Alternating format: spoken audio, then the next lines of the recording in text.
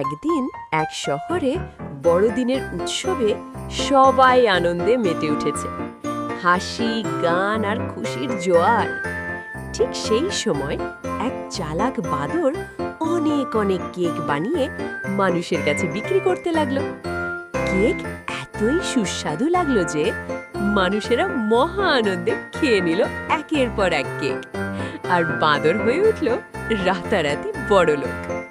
কিন্তু বড়দিনের পরের দিনই সকল মানুষের পেট খারাপ।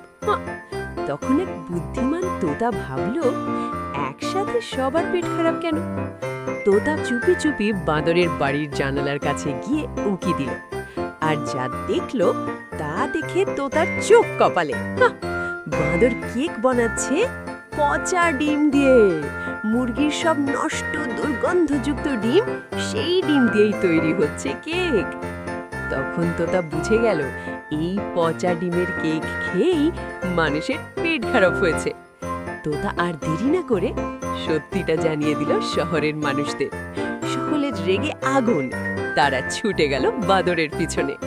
সবাই মিলে বাঁদরকে জোর করে সব কেক খাইয়ে দিল। পরের দিন এবার বাঁদরেরই ভয়ঙ্কর পেট খারাপ। বাঁদর হাঁকছে আর কাঁদছে, কারণ সে কেক খাওয়ালো কিন্তু কেউ তাকে লাইক আর সাবস্ক্রাইব করলো না। সব লাইক আর সাবস্ক্রাইব তোতা নিয়ে চলে গেল।